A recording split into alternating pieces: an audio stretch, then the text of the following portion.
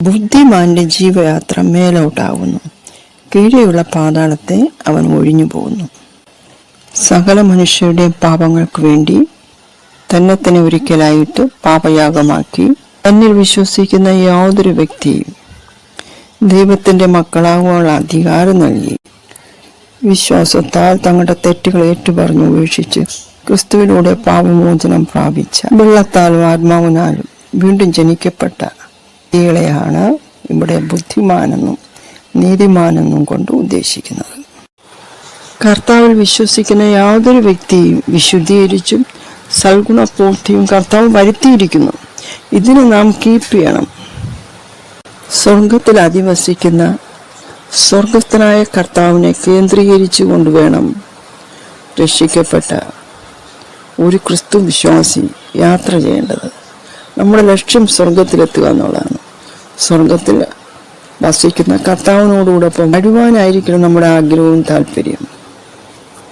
ജഡരക്തങ്ങളോടുകൂടി താബിലാക്കളിലൂടെ ജനിക്കപ്പെട്ട നാം ഓരോരുത്തരും ക്രിസ്തു യേശുവിൽ വിശ്വസിച്ച് ദൈവമക്കളായി തീർന്നതിന് ശേഷം ക്രൂശിക്കപ്പെട്ട കർത്താവ് മാനവരാശിക്കായി ഒരുക്കി വച്ചിരിക്കുന്ന ആ നിത്യരക്ഷയെ ഭൂമിയുടെ അറ്റത്തോളം എത്തിക്കേണ്ട ഉത്തരവാദിത്വം ക്രിസ്തു വിശ്വാസികൾക്കുണ്ട്.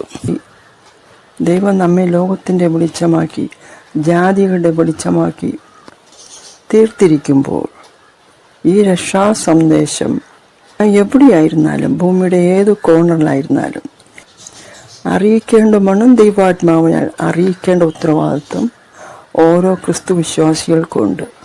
ഈ സുവാർത്ത അറിയിക്കുമ്പോൾ നിത്യജീവനായി നിയമിക്കപ്പെട്ടവർ കർത്താവിനെ അറിയും.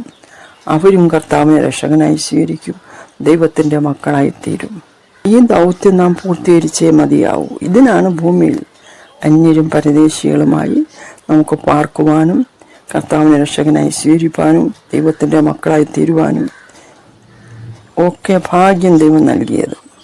സ്വർഗത്തിലേക്കുള്ള നമ്മുടെ ഈ യാത്രയെ തടയുവാൻ സ്വർലോകങ്ങളിൽ നിന്നും നാം പാർക്കുന്ന ഭൂമിയിൽ നിന്നും അധോലോകങ്ങളിൽ നിന്നും സാത്താന്യ സൈന്യങ്ങൾ നമ്മെ പുറകോട്ട് വലിക്കും. ഇതിനെയൊക്കെ അതിജീവിക്കുവാനുള്ള ദൈവത്തിൻ്റെ ശക്തി നമ്മെ ധരിപ്പിച്ചിരിക്കുമ്പോൾ, ദൈവത്തിൻ്റെ വചനം നമ്മുടെ ഉള്ളിൽ നിക്ഷിപ്തമായിരിക്കുമ്പോൾ, ദൈവവചനത്താലും ദൈവശക്തിയാലും ശത്രുവിനെ അതിജീവിച്ചുകൊണ്ട് സ്വർഗത്തിൽ അധിവസിക്കുന്ന കർത്താവിനെ ഫോക്കസ് ചെയ്തുകൊണ്ട് നമ്മുടെ യാത്ര ദൈവാത്മാവിനാൽ തുടരുവാൻ കർത്താവ് സഹായിക്കുമാറാകട്ടെ.